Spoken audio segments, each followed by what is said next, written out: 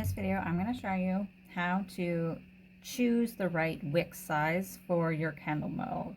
And I chose this particular candle because, one, it's not that small, so we can get an accurate reading on it. It's also longer than it is tall, so it's kind of an awkward shape to work with.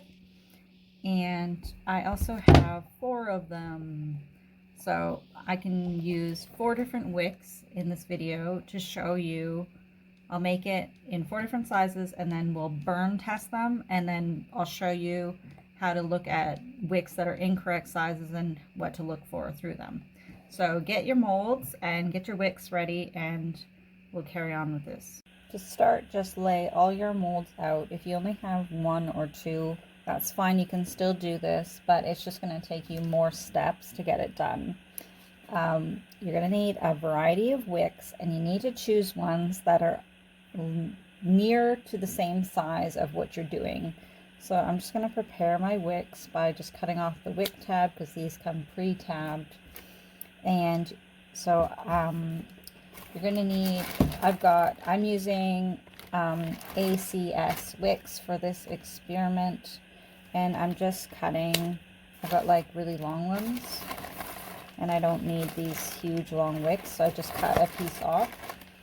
You're going to need some masking tape, because you need to mark what size each wick is for the candle mold, so obviously you don't forget, because what is the point of this if you're just going to forget the size? So yeah, that's not going to stick on there. It's got too much wax on it, so I'm just going to put it in front of it. So that one's a 7.5. I've got 6.5 here, and when I say 6.5, 7.5, I'm using ACS wicks from Aussie Candle Supplies. It doesn't matter who your wick supplier is. It doesn't matter what type of wick you use. It just matters that you use the same type of wick and that you get one similar to the rest of the sizes. So I'm just going to go grab 2 more. I've got an 8.0 and a 9.5 that I grabbed.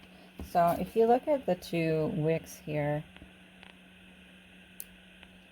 can you see that the diameter of the 9.5 is quite larger compared to the 6.5?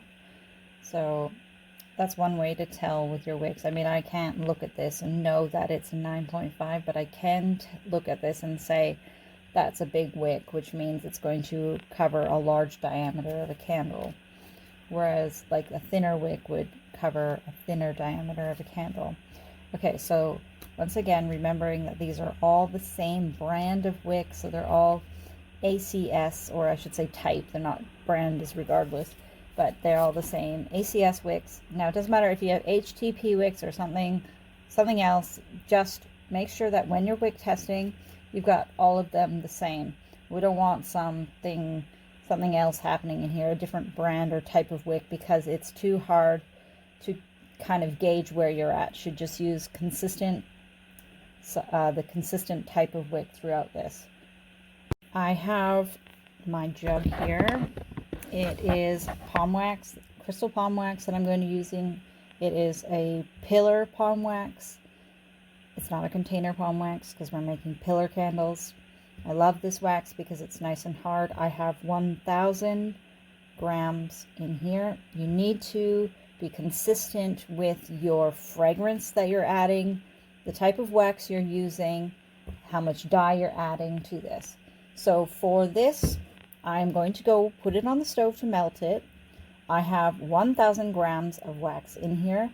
I'm going to be adding 10 drops of liquid dye to it after it is melted, and I'm going to be using a 5% fragrance load. Now I am just going to wick up my candle molds. This is the way that I do it. It doesn't mean that it is the right way or the best way. It's just the way that I do it. So I have a hole at the top of my mold, and I'm threading my wick through, bending the wick over. There's a little slot here. Just to fix my lighting there. You can see here, bend that over. I grab some of this blue tack or Play-Doh or modeling dough or anything like that.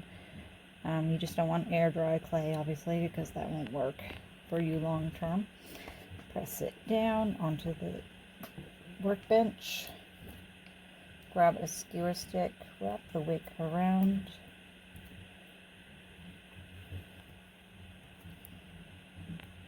And then just kind of use my fingers like this to pull the wick tight and center it in the mold like that. And I'm just going to do this for all the rest of them, and then I'll pour the wax in. While that wax is melting, what I want to emphasize to you is how important it is for you to have a notebook of some format where you are writing down what you're doing. So in my notebook here, I know specifically what I'm doing. I've got 1,000 grams of wax. I'm saying that I use 5 drops of dye per 500 grams. So that means I'm using 10 grams of purple liquid dye to achieve this color, because this is the color I want. And I'm using a 5% fragrance load, which means that I'm using 50 grams of fragrance in my large jug. Okay, so if you start messing around with how much fragrance and color you're adding, and if you're not being consistent with those variables, then you aren't going to get an accurate reading on your wicks, because the point of this is to choose the correct wick, and you need to be consistent with the other variables so that we're not having to test too many things at once, because you're not going to know, oh, is it the fragrance? Because if I add more fragrance, I know my wick changes. So don't do that. Be consistent. Pick one fragrance, pick one color, and pick one wax. Stick with that and mess with the wicks that way, okay? Just a side note that if this is the first time that you have that you're wicking up your molds, I will put a video in the description below. Oops, just knocked that one over. I'll put a video in the description box below. That wick is too small. And that will explain to you how you can use your silicone molds for the first time, how to poke a hole in the top of them. And there also will be a video in the description below all about wicks, different sizes, and how to find them and choose them. Candle making can get super messy, so when you are using your liquid dyes, get some disposable gloves to handle your dye bottles with, because, I mean, I don't really want purple fingers for the rest of the day. My wax is melted now. I've added my dye to it. And I'm going to now add my fragrance. Give it a stir. Now always check your temperature before you pour into your molds, because you don't want to pour too hot, or you definitely don't want to add your fragrance too hot, because you could have like a flash. Have you heard of fragrances flashing? That means that they can light on fire, and I've had it happen. So don't do that. It's actually real. Don't add your fragrance too hot. And you don't want to pour your wax too cold, because then you'll get like a mark like this guy here, where all the crystal wax is just, you know, it just doesn't look good. And I mean, then you don't want to be dealing with lumps and things like that in your candles. It's just not good.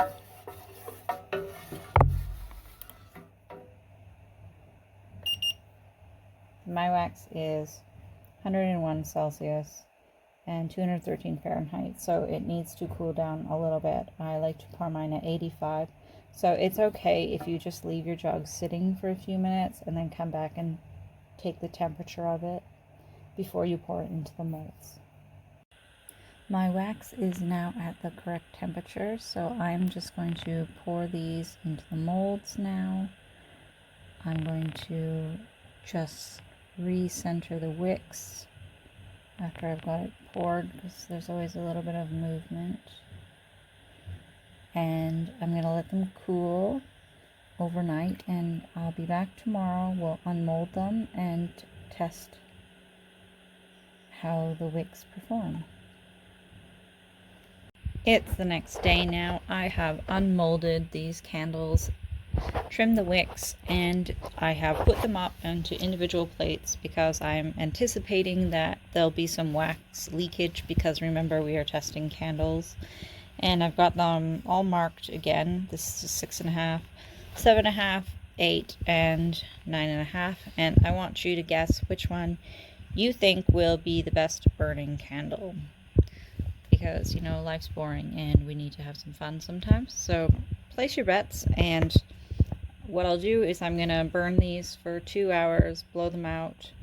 I have to go out, then I'll come back, I'm gonna light them again, and then we're just gonna see their progress of how they burn, because we need to simulate how a person who would have this candle would actually do it. So, you know, I might do it on a day where I could burn it completely through, but then that's not usually how people do it. People have lives and they're doing things. And just an observation, look how much smaller the 6.5 wick is compared to the 9.5, just the height of it. Can you see that?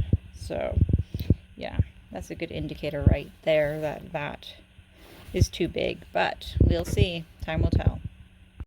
Alright, these guys have been going for another 2.5 hours now, and you can see that the 8.0 has leaked out the side, which is very interesting that the 9.5 hasn't, which means that the wick was slightly off-centered for that one. The other ones are still doing well. Obviously, the smaller the wick, it's burning slowest, and the larger wicks are burning faster, and this one's going to be pretty much a write-off now because it's just going to keep pouring wax out the side of it as it burns. So I'm going to blow these out now, and we'll let them cool down, and we'll have another test tomorrow. It's been another hour and a half now, and you can see that the 9.5 is going wild with pouring wax everywhere. The 8 is still dripping, but it's settled down since its first little burst of wax. 6.5 hasn't spilled any wax, and the 7.5 is spilling wax. So the eye cavity is the issue on this mold.